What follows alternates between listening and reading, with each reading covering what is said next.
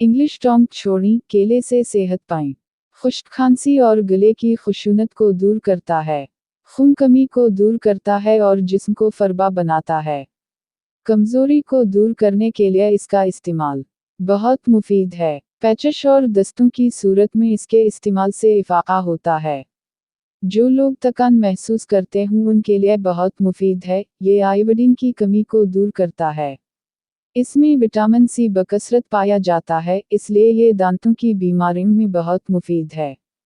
इसमें दूसरे फलों की निस्बत नाइट्रोजन ज़्यादा होती है। ये गोश्त में इजाफा और जिस्म को मजबूत करता है। पोटाशियम नुमाइं ब्लड प्रेशर के मरीजों के लिए तोहफा है, क्योंकि इसमें नमक नहीं होता। ये पोटाशियम नुमाइं मिकदार में पाया जाता है। रात की कच्ची रोटी और ख़तरनाक बीमारियों से हिफाजत।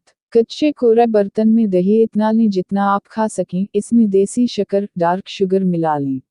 रात को बर्तन ढंककर खुले सहन में रख दें। अगर कच्चा बर्तन और खिला सहन मैसर ना हो तो जो बर्तन मैसर हो आप इसको कमरे या फ्रिज में रख दें। सुबह ये रात की पकी रोटी खाएं और इंशाअल्लाह खतरनाक बीमारियों से निजात पाएं। बीमारियां पुराना हेपाटाइटिस और पीला यरकान, कमजोर निढाल जिस्म, इन तमाम बीमारियों के लाजवाब टोटका है। मछली का कांटा फंस जाए, खुदा के लिए शेयर ज़रूर करें। अगर हलका में मछली का कांटा अटक जाए तो लीमू का रस पीने से कांटा गलकर नीचे चला जाएगा। नुस्खा: अगर हलका में मछली का कांटा फंस जाए तो कच्चा अंडा फेंट कर पी लें, कांटा निकल जाएगा। अगर हलका में मछली का कांटा फंस जाए तो गुड़ खाना चाहिए। बादाम एक भरपूर फरा।